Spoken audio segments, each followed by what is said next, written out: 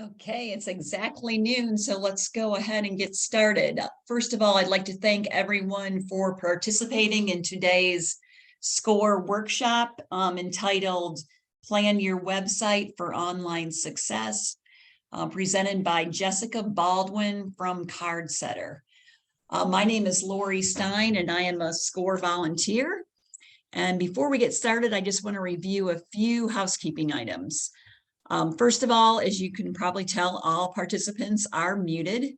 So to ask a question, please use the chat box or the Q&A. And Jessica and I will we will monitor those and fit those in throughout the workshop today. The slide presentation and the recording will be sent to all registered participants. And I would expect that probably within 4 hours of the end of the workshop. And you will also receive a questionnaire that we would appreciate you taking the time to complete. Okay, if I can get to the... for those of you who are not familiar with SCORE, we are a nonprofit and 100% volunteer-based organization, and we are a resource partner for the SBA. Our two main functions are these educational workshops that we host, typically 5 to 6 a month, and also our one-on-one mentoring. That's probably our biggest function. That is a free service for small businesses. If you have any questions regarding startup, or if you are already in progress and you have some issues, you can go to our website and sign up for a one-on-one session with one of our mentors. We are here to help small businesses in any way we can. And you can see that our website here is piedmontscore.org. And at the end of the workshop, I'll get into a little bit more and give you some more information on SCORE. So without further ado, let's get started. Today's topic is Plan Your Website for Online Success. And again, it's presented by Jessica Baldwin from Cardsetter. Jessica is a COO and co-founder of Cardsetter, a new and easy to use website platform with custom design and setup included. She has been helping small businesses launch successful website for over 7 years. And she has been on both sides of the development as the client and later as the development company, giving her a robust understanding of the entire process. So she will be a great resource for us today, and I will go ahead and turn it over to Jessica. Okay. 1 second. All right. Hi, everybody. I'm Jessica, and I want to welcome you to Plan Your Website for Online Success. So here's what we'll be covering today. We're going to discuss why planning your website is so important. We'll cover what we call a minimum viable launch point. We're going to provide you with a framework to plan your website's foundation. So to think through your website goal, your feature needs, who your audience is, and your website's content. We'll touch on a few additional considerations you should make regarding your website's mobile functionality, your tracking analytics, and your marketing. We'll discuss how to choose the right platform or provider. And at the end, we'll have time for extended Q&A. Feel free to drop your questions in the Q&A box at any time. I will stop periodically to answer those if we have some that come up as we go. So I'm your host, and just a little bit of my background. So I'm a co-founder at Cardsetter, and we've helped hundreds of website owners take their visions online with our easy-to-use website platform and service. But prior to Cardsetter, I owned my own online business. It was called Billings365.com. That was a website for events and things to do in the city of Billings, Montana. And in that business, I hired someone to build my first website for me. So I do understand what it's like to be on the client side of the website building process. I also spent 3 years in a website development agency where we did WordPress websites for small business clients. So I've really been on all sides of websites, been the small business owner operating a business from their website, later got involved in building other people's websites. And now at Cardsetter, we power websites with our own website technology. So I know I need a website. where to start, this is where people start their website journey. They know they need a website, but then it's really easy to go down a rabbit hole of all sorts of questions, right? Where should I build it? Where should I host it? I know I need to get a domain. Someone said Wix is bad for SEO. Someone else in a Facebook group says I need to build it myself on WordPress. My nephew is sort of a techie. Maybe he can build it for me. Maybe I can find a template. On and on this line of thinking goes, and it's just not the right place to start. You can't make any of those decisions until you have a good plan in place. So why is planning so important? Well, when you plan ahead, you'll have a framework for making better decisions that are specific to you, your business, and your customer. So whether you decide to build your website yourself or you decide to work with a professional, planning ahead is going to help you gain clarity on what you and your customers need from your website. So you'll design your website around the needs of your business and your customers instead of trying to fit your business into a specific template or a specific platform. It'll help you prioritize what's most important. It's going to help you make better choices for your specific needs. It'll help you save time and money, and it will streamline the entire process so you can actually launch your website much faster. And before we get into the planning steps, I want to talk about what we call a minimum viable launch point. So in working with hundreds of business owners on their websites, I've seen many projects just completely stall out because the business owner will be kind of stuck on a specific page or section of content that they want on their website or a specific feature that they want to implement, but they don't have all the pieces in place to launch that content or to include that feature on their website just yet. And so what happens is instead of launching their website without that type of thing, the website just sits there and either their old website that they're not happy with continues to exist, or they have no website up because they just kind of get stuck on this one little piece. And we want to try to avoid that by focusing on your minimum viable launch point. So what is the minimum level of functionality and content that you need to launch your website with? So just as an example, a lot of people do courses these days. So they might be like a therapist or a coach, and at some point they want to launch a course on their website as well. So instead of, but a lot of times they don't have the course material ready to go just yet. So instead of launching their website without the course, they'll get kind of stuck and feel like they need to put all of this course material together before launching their website. But instead, I would encourage them to launch their website with the basic information about their coaching programs or their, counseling or whatever it is that they do, the core of their business, and then add that course later, add that functionality, add that content later. So you want to think of your business like, what is the state that my business is in right now? How am I able to serve customers in the present? And create your website at first to reflect where your business is now, and then add to it and change it later. Your website is not something that you launch and set it and forget it. So it doesn't need to be, how it will always be in the future when you launch.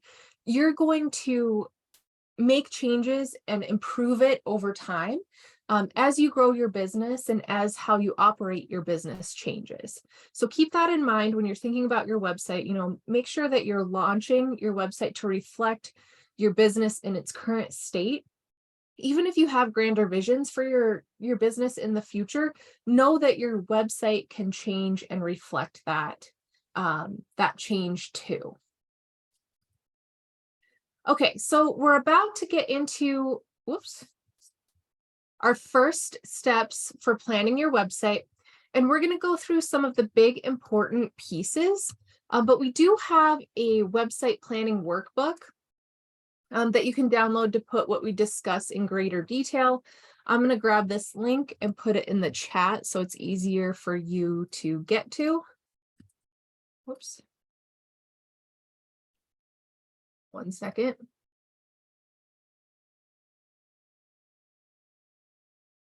All right, there we go. So the link is in the chat. Our goal today is to be sure that you have a good grasp of the big important pieces, and then the planner will help you put everything into greater detail. And if you fill out that entire planner, you're going to have a comprehensive plan that will make creating your website much faster. So you'll have a good guide for yourself if you're planning on building your own website, or if you're planning on working with someone else, handing over this plan will be extremely valuable in that website building process. Okay, so first things first, let's define the goals for your website. So what is your website's purpose? You might be saying, well, duh, to get customers, but that's oversimplifying things a bit. In reality, we want to engage our target audience, educate them about our products and services, and drive some of them to convert. But you want to get more specific on these goals for your own business. So I'll engage my target audience on my website by providing relevant content that is specific to your audience and industry. I'll educate potential customers about my business by, that could be including testimonials and case studies, having a robust FAQ section, including a product video. You know, what are some things you can add that help your website visitor learn about the benefits of your product or service? My customers will convert by. That's going to be different for every business. It might be booking an appointment, making a call, making a purchase on the website. If I ran a landscaping company, this could look like I'll engage my target audience on my website by publishing blog posts about plants that thrive in my area's climate. I'll educate potential customers about my business by developing before and after photo galleries with corresponding client testimonials. My customers will convert by requesting an estimate through an online form. So we want to define these goals and then plan our website strategy around achieving them.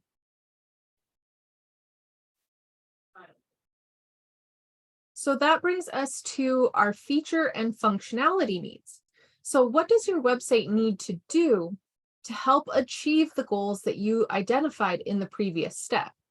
Will you engage your target audience with relevant blog posts? Then you're going to need a blog feature. Do you want to capture email addresses, you know, with a lead capture resource, or for an e-newsletter sign up? Does your website visitor need to be able to book an appointment with you? Are you selling physical or digital products? Do you want to offer a membership or a course? So we want to start thinking about what our website needs to do and which features are going to allow us to do those things.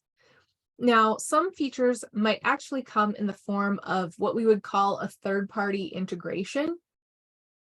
So just as an example, if you plan to have e-newsletter sign up on your website, you would likely use an integration from your email marketing software. So if you were using something like MailChimp or ConvertKit to send emails, then you would integrate a sign-up form from that software with your website. There might be certain technology that you need to integrate with your website that you're already using or plan to use. So if you were a brick and mortar business and you were using Square as your point of sale, you might want your website to use the same payment processor. So you would want to note that type of thing as a feature that you want for your website. Okay, so now we've defined our website's goals and we're starting to get a good picture of what the website needs to do. So now let's think about website content. This is a really big and important piece of the puzzle. Any website professional will tell you that this is typically where website projects completely stall out. So if you haven't thought through your content before beginning the website, the entire process is going to move much slower. So before you choose a platform, before you select a provider, before you worry about what your website is going to look like, you have to plan your website content. So the first step here is to define our ideal customer, write our key benefit statement, and decide on our website's call to action. Okay, so let's describe our ideal customer. Here we're thinking about who our website is for and what are their needs. Now, for simplicity, and because we're shooting for that minimum viable launch, I like to just use a simple exercise using this fill in the blank statement. So it says, as a type of person, I want some goal so that some reason. So you would fill that in from the perspective of your ideal customer. So just as an example, here's how one health coach might complete this. As a busy working parent, I find it challenging to find time for fitness, but I want to feel fit and healthy so that I have more energy to play with my kids after work. So, as you can imagine, not every health coach would complete that statement the same way because different health coaches work with different types of clientele. They specialize with different people with different lifestyles and things like that. So, a different health coach would complete that statement differently. A financial planner and advisor might say something like, as a busy 30-something, I want to invest in my future so that I can retire someday with a home on the lake, but I don't have a lot of time and I don't know where to start.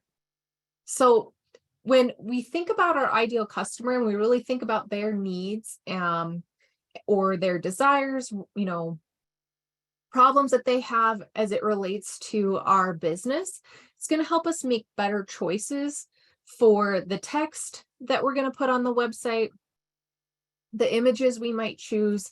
We're keeping this person in mind as we make choices for our website. And I would say for all of the marketing that you're going to do for your business. So from there, we can come up with a key benefit statement. So why is your business the best choice for your ideal customer? So our health coach might say something like, feel better and have more energy for the things that matter. And then they might have some support text that goes with that says, you don't have to redesign your life around endless workouts that you hate. I'll help you establish simple habits to improve your health and fitness without a huge time commitment. Our financial planner might say something like, Lee Humphrey takes the overwhelm out of financial planning. He'll help you take simple steps to achieve your big dreams, beginning with just 30 minutes of your time to get started. So you can see how we kind of used the ideal customer statement. We thought about our customer and what their needs are. And then we write a key benefit statement that kind of reflects that. So it's speaking back to them on how we're going to help them with that need or the problem that we can solve. So now that we know who our website is talking to and we know how to communicate the value of our business to them, we want to define what we want them to do when they visit our website. This is going to be your primary call to action. And what that is depends entirely on your business and the goals that you've set previously. So maybe you want them to buy a product from your online store. Maybe you want them to book an appointment. Maybe you want them to contact you for more info, request a quote, sign up for your course. We want our website to help our ideal customer take that desired action. So next, we're going to talk about planning the homepage around these elements. And I'm going to provide the general framework that we start with, and it's applicable to many different types of businesses, but these are not hard rules. Your strategy will be specific to your business, but I hope that this framework will help you get thinking in the right direction. So I wanted to go through ideal customer, key benefit, and call to action because these are really, really important for your homepage. So we're going to focus on what we would call the hero section, or the first section that you see when you hit the homepage before you start scrolling. So I like to lead with a headline that relates to the key benefit statement that I've come up with. For our health coach, that was, what did we say? Feel better and have more energy for the things that matter. So that would probably be the headline on their hero section.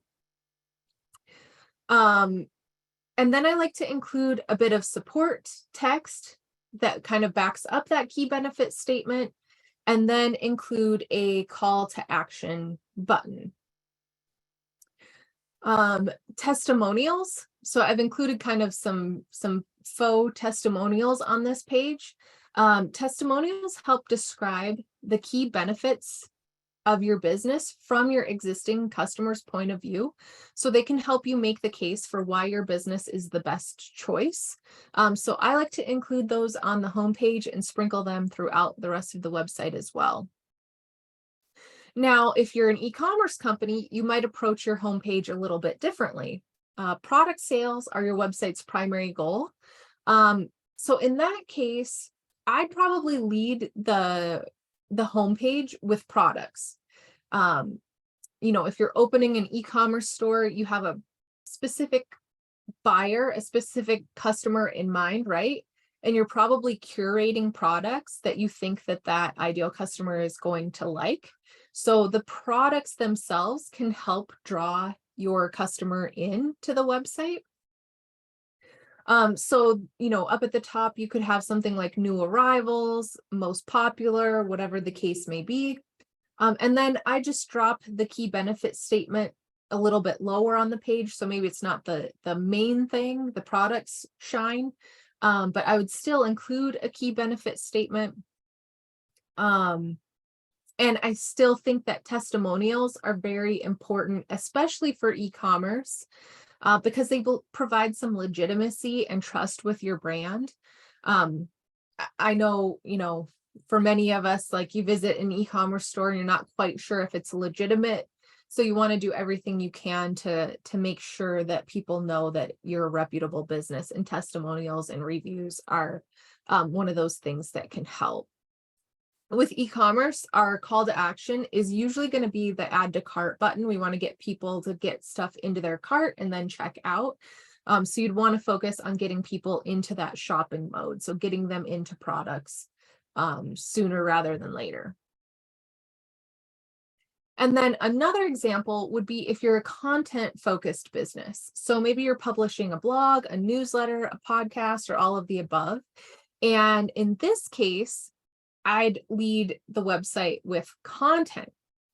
So my goal here is to engage my audience with content, maybe get them to become a subscriber to my newsletter or podcast or whatever the case may be. They don't know if they want to subscribe until they know they like the content that I produce, right? So I'm going to draw them in with content. So I would include in this example, in the content-oriented business, I would include that primary call to action on the homepage, if it's subscribe to my newsletter or subscribe to my podcast or whatever the case may be.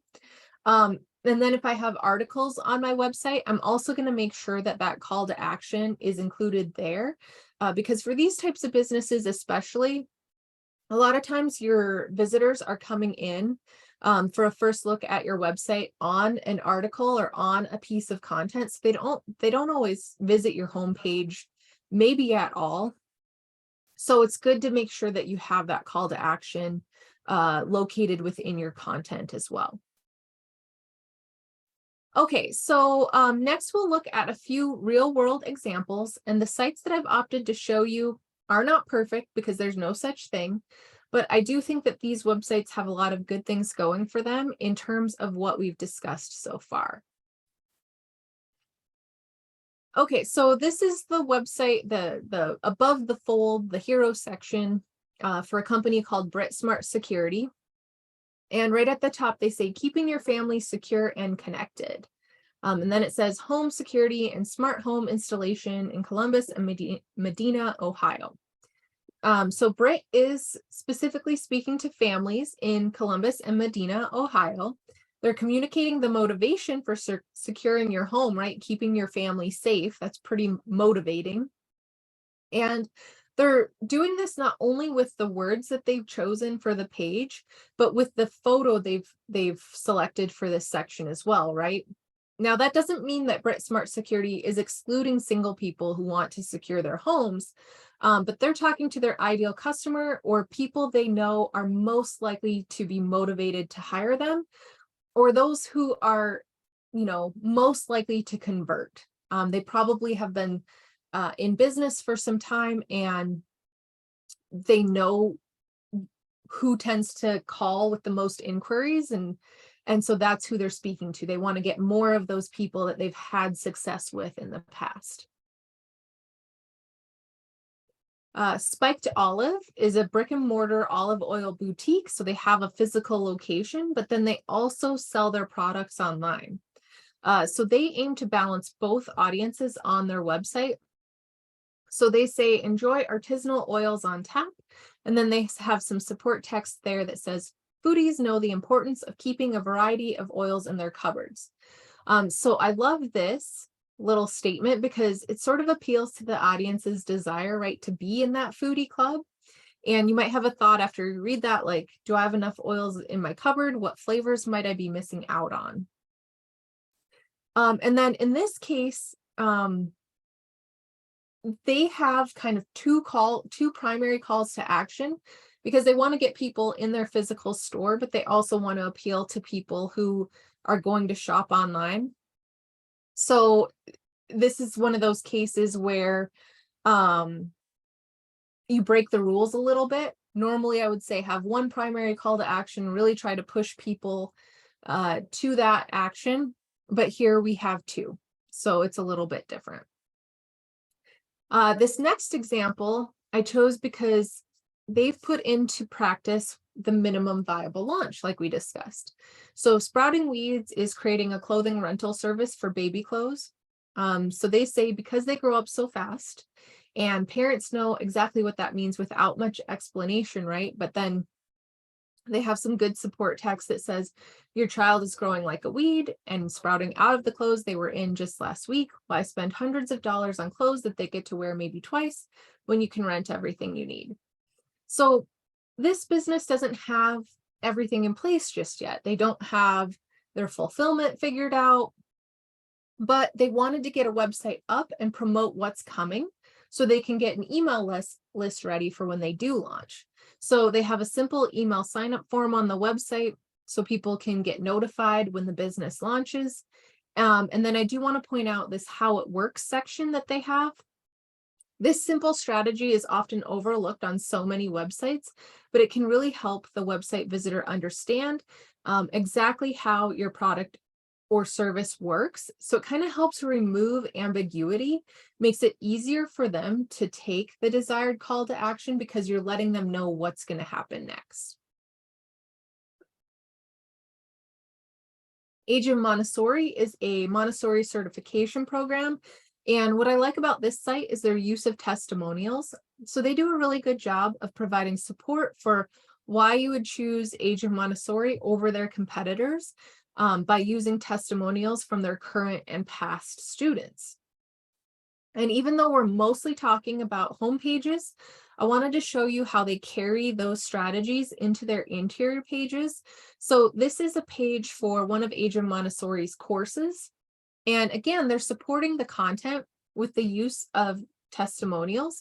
So when someone hits this page and they're really trying to decide if this is right for them, Age of Montessori is saying this person who is like you, loved this course and got tremendous value from it. And again, they're providing a how it works section that's actually specific to each course. And then they have a list of FAQs that are specific to the course as well. So they're taking every opportunity to answer their, website visitors' questions as they're browsing through the website so that they can, address any questions or concerns. And that makes it easier for the website visitor to take the desired action. Okay, so we've covered a lot of examples, and the reason I wanted to spend so much time on this piece is because when you think about your website's goals, your ideal customer, your key benefit statement, and what you want your website visitor to do, it will not only help you develop your homepage, but it's going to help you strategize the content for the rest of your website. And again, our website planner, which you can download at the link that I sent, is going to help you think through the other pages of your website. And I am going to drop that in the chat one more time, just in case we've had a few people join since I dropped it last. Okay, so content marketing. So we get asked the question all the time, how often should I update my website, or what type of content do I need to have? So at CardCenter, we're really big proponents on having a content marketing strategy for your website. So when I talk about content marketing, I'm talking about, producing blog posts or other types of resources for your audience. That might be video or audio resources, anything that's meant to help introduce potential customers to your brand. So to get them on your website, reading content, and spending some time on your website. So content marketing helps with your website's SEO. It gives people a reason to visit your website and return. It gives you content that you can then use to post on social media. It really has a lot of lasting long-term benefits. But I know that this can be a daunting task. Blogging every single week can be hard to fit in with everything else that you have going on. So I tend to recommend starting with what I call content collections.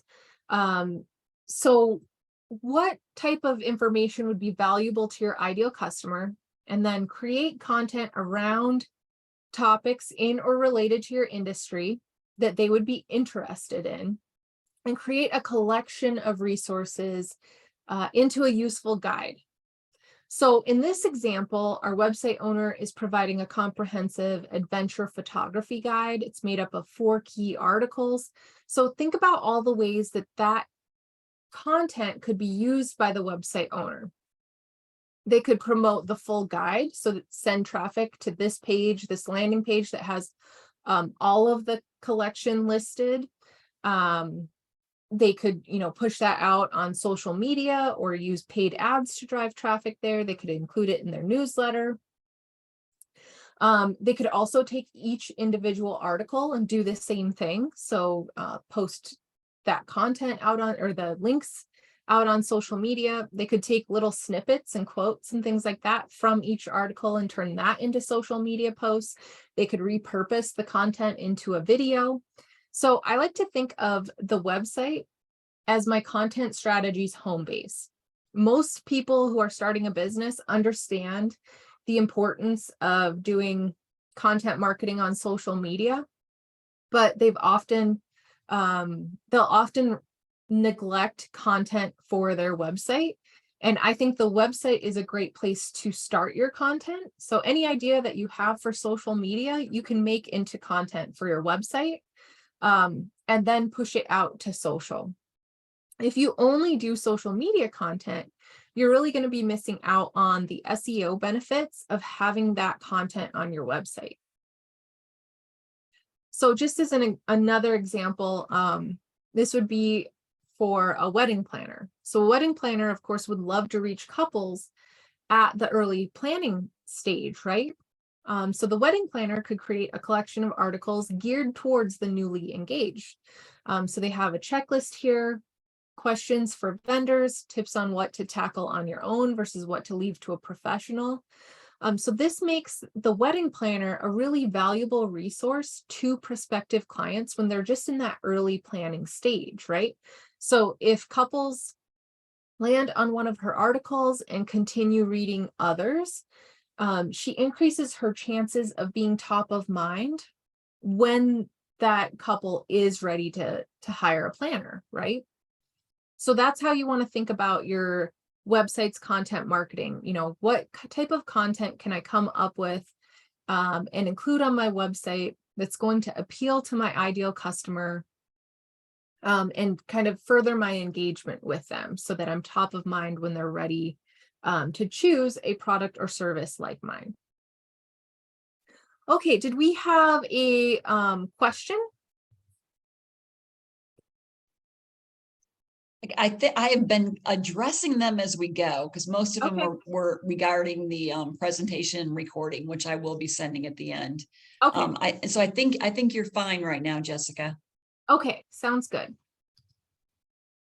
Okay, so those are kind of the big important essentials on website planning. And again, I'd encourage you to download that free planner, which is going to go into more detail on all of the pages and sections for your website. And I have just a few other elements that I want you to think about when you're planning out your website.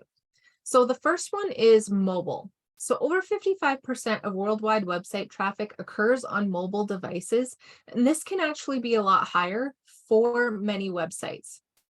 But one mistake a lot of website owners make is that they're constantly evaluating their website from the desktop. And that makes a lot of sense, right? You're working and you're usually at your computer when you're working, and you're probably reviewing your website from your computer. But if most of your website visitors are visiting from their phone, you might be focusing on all the wrong things. So mobile user experience needs to be a priority these days, and you do need to make sure that you're looking at your website from the mobile perspective, and really think like, is this appealing on the mobile device? Do I have the content in the right order for my mobile website visitor? Are they going to catch everything that is important, on this smaller screen? So a few things that I like to focus on for mobile are keeping the menus and navigation really simple. On desktop, menus can get several layers deep, where you click on the main heading and then you have a drop down, right? And then sometimes you're on a website where then you click in the drop down and there's another drop down.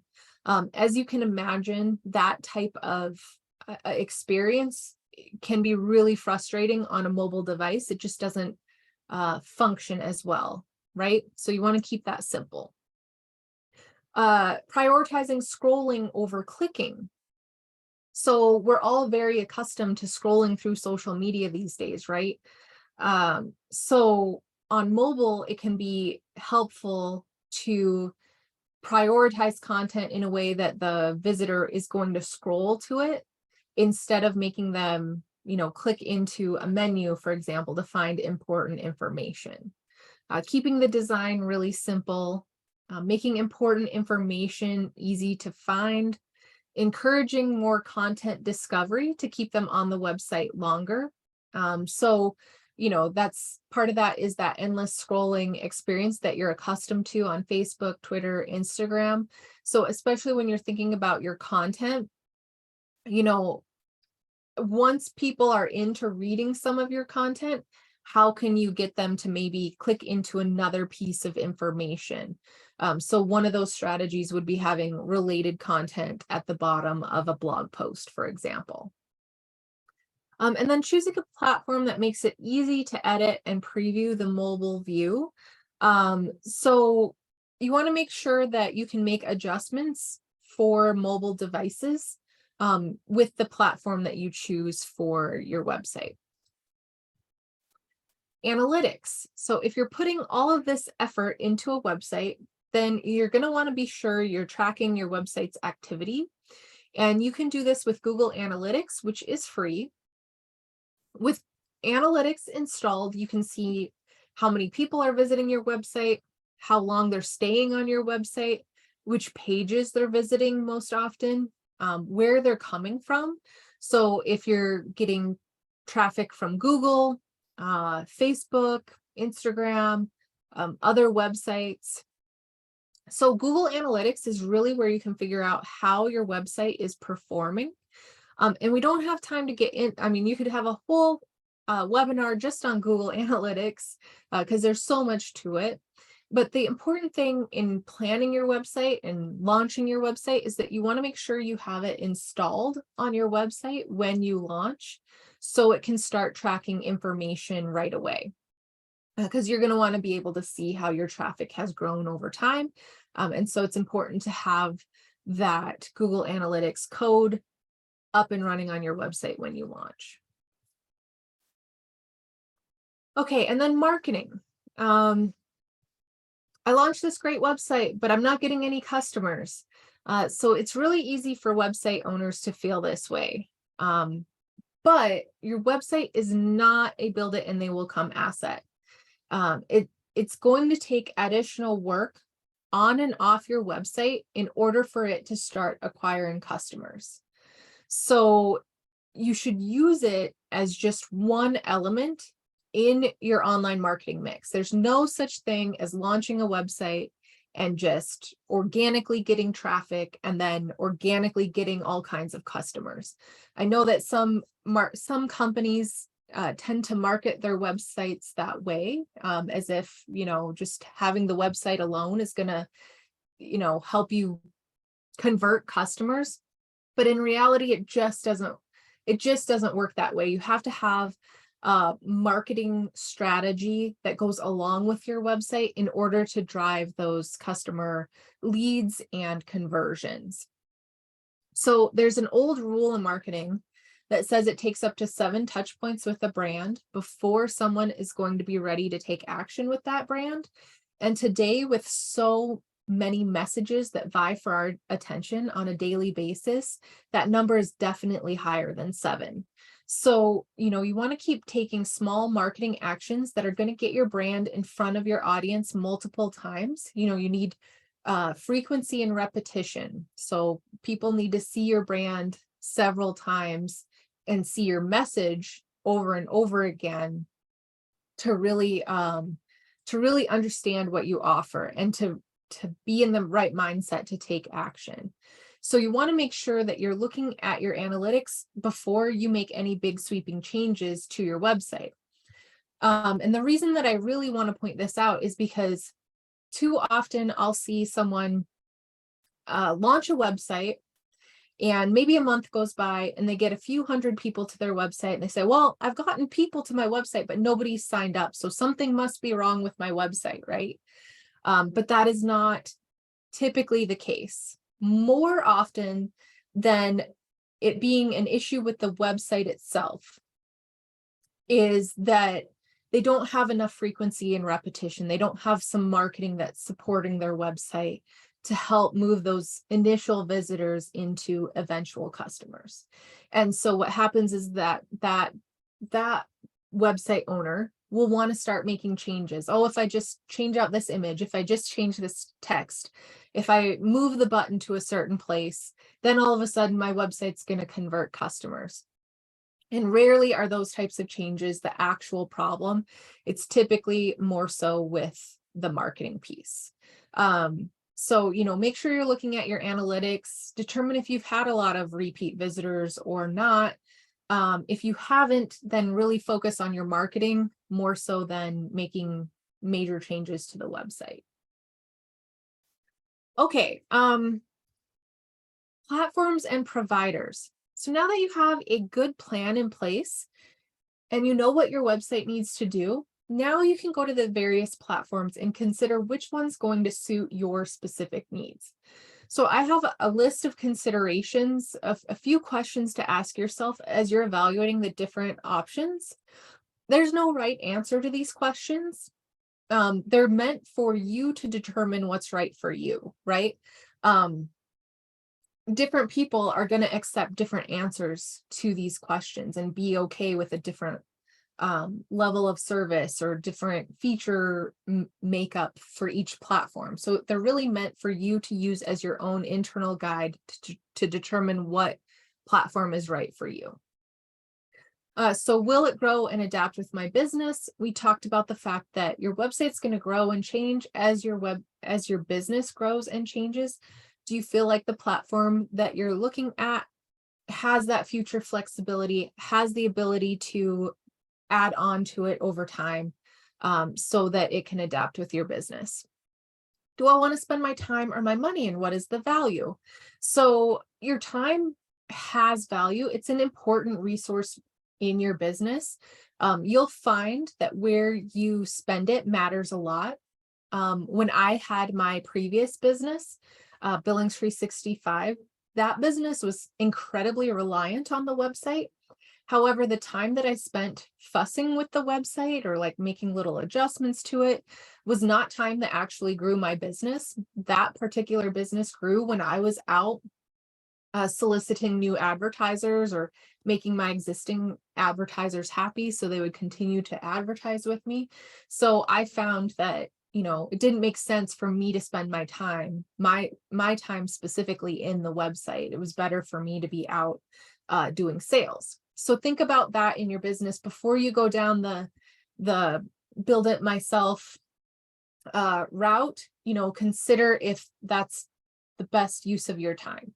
And you might determine that it is, and that's fine, but it should be a consideration that you make as you're evaluating your different options. Did the platform's features match your requirements? Now you know what features you need. Do you feel like the platform that you're looking at appropriately addresses that feature? And you'll want to think out exactly how you want that feature to function. Just as an example, we had a particular customer who wanted to split the cost of her product or service or course into 4 equal payments. And surprisingly, a lot of the third-party e-commerce options out there, or the different e-commerce platforms, it wasn't that easy to make that type of payment structure possible. And it was something where, the website was underway, and it was one of those things where it was easy to get stalled because it wasn't identified early on that that's how it should function. So those are the kinds of things you want to think about when you're thinking through your feature needs, and look into those things before you sign up for a platform. Make sure it's going to adequately address the feature and how you want that feature to function long term. Are hosting and SSL and other essentials included? Your website is a compilation of digital files. It has to be stored somewhere online so that it can be accessed. So subscription-based platforms like at Cardsetter or Squarespace or Wix, if you're paying a monthly or annual fee, the hosting is typically included. You don't need separate hosting with websites where you're already paying a subscription. It's basically included in use of that platform. If you build your own website on a content management system like WordPress or Drupal or Joomla, or you have someone build it for you on one of those platforms, hosting has to be set up with a separate hosting provider. So the person that builds your website for you might set that up for you, or they might hand the website over to you to set up. So it's just something to know and consider, how that's going to work, how you're going to get that website up. An SSL is a security certificate on your domain. So it helps protect people's information as they're browsing your website. So whenever you see an HTTPS before a URL, that means that website is secured. They're basically required by Google these days. If you don't have it, then people will get, a warning that this website is not secure. Are you sure you want to proceed? So you want to have an SSL on your website. Some providers include it, like at Cardsetter, we include an SSL on all of our websites. If it's not included, you can register the SSL wherever you register your domain. Do you have access to make edits on your own? Of course, if you build your own website, you're going to have access to edit your own website in the future. If you have someone build your website for you, this can vary. So some very high-end agencies, require all changes go through the agency, and some businesses are happy with that. They're happy to pay an hourly fee or a retainer to make sure that all the changes happen through the agency. They don't have someone in-house to do it, Other people who build a website for you may give you partial access. So they'll let you add blog posts, input your own products, maybe make text edits, but they'll lock you out of like adding other plugins if you're on WordPress, or messing with the design files so that you can't mess that type of stuff up. And then some will give you complete access. They'll have everything in there unlocked and just hand the website over to you. You can do whatever you want with it after that. So just make sure you know how that's handled with your provider. What is the cost of future change requests? So if you build your website yourself, of course, you're going to invest future time to maintain and update your website in the future. If someone built your website for you, how do they handle change requests? If you need them to make a change, what is their hourly rate? Do they charge you for a full hour if something only took 15 minutes for them to do? What's their turnaround time if you want them to make changes to your website? How is support handled, and is there a cost? So different subscription-based products are going to have different support levels and their different pricing tiers. Some might have email-only support and a 48-hour turnaround. Are you comfortable with that? Do you feel like you have 48 hours to wait if you need help with your website? If you had someone build your website for you, what does that future support look like? Are you paying for that in some type of monthly fee with the provider? Or are you going to pay hourly for support if you need them to do something for you? If your website is hacked, were they responsible for securing it in the first place? Are they going to unhack it? Are you going to have to pay for that? Make sure you know those things. And then what happens if I want to switch? So this is a pretty important one, I feel. Because in the future, you might want to switch platforms. There might be a feature on another platform that would be good for your business, or you might just be unhappy with where you're at, or whatever the case may be. There can be all kinds of reasons you want to switch platforms in the future. So whenever you switch between website technologies, so if you switch from WordPress to Squarespace, or Squarespace to Wix, or Wix to CardSetter, or CardSetter to Shopify, or you're switching between platforms, the design always has to be reconfigured, because all of those technologies have their own what's called a design system. So they handle the way that the design comes together differently. So you always have to reconfigure the design.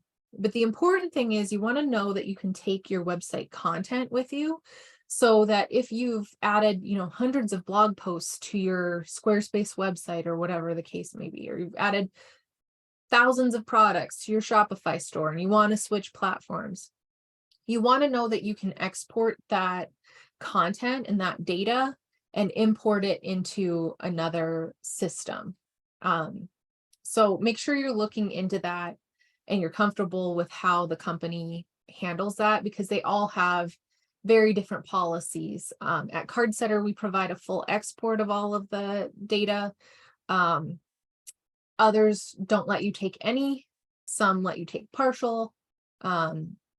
So it's just something important to look into before you sign up for something. So your options for getting a new website have traditionally fallen into two categories. You can build it yourself using a Squarespace platform like Squarespace, Shopify, or Wix. These platforms are often desirable because they're more affordable, and because they're marketed as easy to use.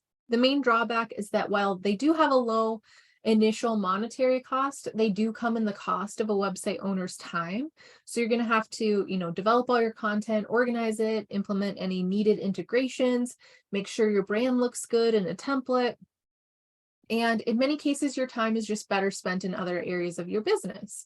And then depending on your technical skill level, you may or may not end up with a website that works or looks quite right. Then on the other side of the spectrum, you could hire an agency or a freelancer to build your website for you.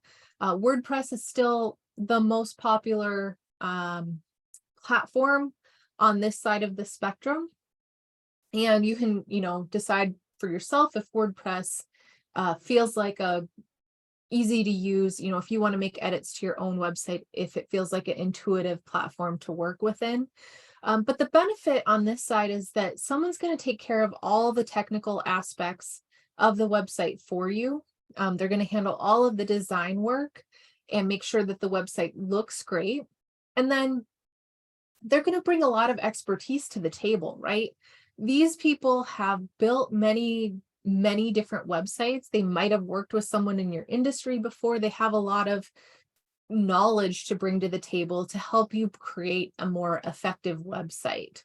But of course, the downside that's really hard for a lot of, especially new businesses, is that there can be a higher monetary cost than the do-it-yourself platforms, and you can run into additional expenses later when you want to make changes. And then my company falls into kind of a hybrid category. So Cardsetter includes an easy to use platform like the do-it-yourself options, and we operate on a subscription plus setup fee basis, an affordable range there. But all you have to do to create your website is answer a few questions, and then we handle all of the design and setup for you. So we aim to kind of bridge the gap between the do-it-yourself and done-for-you options with that easy to use platform, so you can edit. And then we also include ongoing professional changes in our monthly fee, so our customers, can send anything to us that they don't want to do on their own, and we take care of that for them. So you kind of have, professional help at your side on an ongoing basis. Launching your website, I know, can be a bit overwhelming. And I hope that the framework that we've provided here has helped you, kind of think through those big important pieces. And again, the link to the website planner is there, so you can complete that and have a comprehensive plan. And with that, I'll open it up to questions. I know we have a little bit of information to cover at the end from SCORE as well, but I'm happy to answer a few questions as we have time available. And Jessica, it looks like you have 2 questions. One is from Maria. Is it good to monetize the website? What are the pros and cons? Yeah, so that depends on the type of business that you're in. So when you say monetize the website, most websites are meant to have some kind of monetization behind them, one way or another, right? So if you are a content-oriented business, so you're producing blog posts, you're, growing your email list, you're basically building an audience that you're then going to monetize. It would be appropriate to have advertisements on the website, for example. If your focus is your business, whatever type of business you're operating, you want your business to be the focus, I would not put ads on a website where I'm trying to sell my products or my services. Unless I'm some combination where, I have a course plus I'm a blogger or something like that, then it would be appropriate. But alternatively, if you're selling a product or service, you're still trying to monetize. The conversion action may not necessarily have a monetary piece to it. You might have people convert by booking an initial consultation, and then maybe you have the consultation with them and you send them back a proposal that they accept and they pay by invoice, but you're still monetizing your website. If you're a nonprofit, you're still probably looking for donations through your website. So they always tend to have a monetization piece behind them in some way. Okay, and then Lindsay also had a question.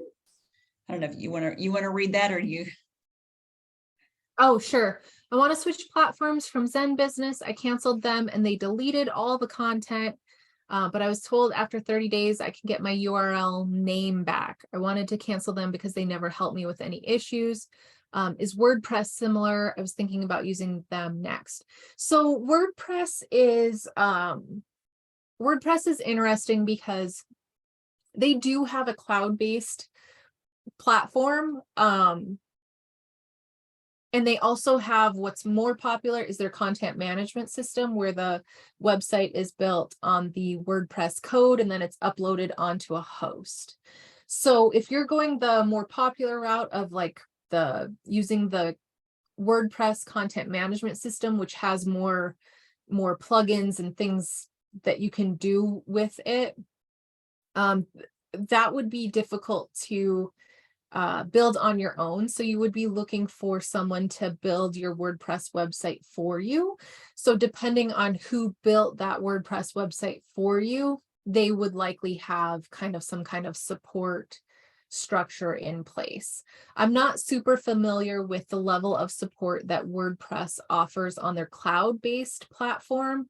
I imagine it operates similar to other like Squarespace, Wix type of support systems where you put in a support ticket and then you're going to get whatever support agent is assigned to that ticket at that time to help you with your issue.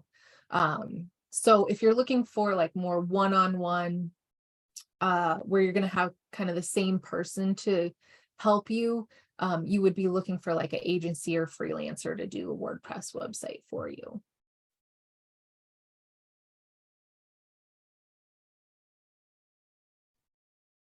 Okay, I think that is all the questions at this point. Okay. Okay.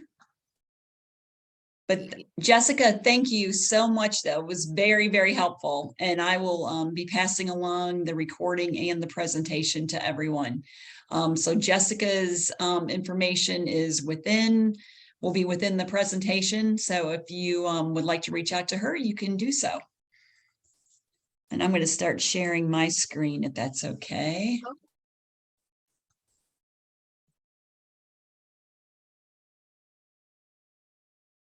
Okay. Okay, so just to wrap things up, I just wanted to go through give you a little bit more information on SCORE. Again, we talked about that we are a free and local service, and our the main thing we do is mentoring small businesses. So you can get personal, confidential, one-on-one attention and access to the expertise that is right for your situation. So if you have any small situation, you can go onto the website, you can request a mentor, and one will be assigned to you. And it may involve only 2 meetings or 1 meeting, but we are there to support you. Okay, and then also we are always looking for volunteers. We have 10,000 volunteers in 270 plus chapters across the nation. And no matter what your expertise is, we would love to have you. So again, if you're interested in being a volunteer, you can visit the website also and fill out an application there. And then you can follow us on social media. So this will be sent to you. We are on Facebook, Twitter, LinkedIn, Instagram, and we also, all of our past presentations and workshops are all saved on YouTube. So you will receive a copy of the recording, but you can also we'll be able to access that on YouTube. So again, thank you for your time today, and feel free to sign up for other workshops. You can also find a list of those on our website. Jessica, thank you so much for your time today, and everyone have a good afternoon. Yes, thanks everybody.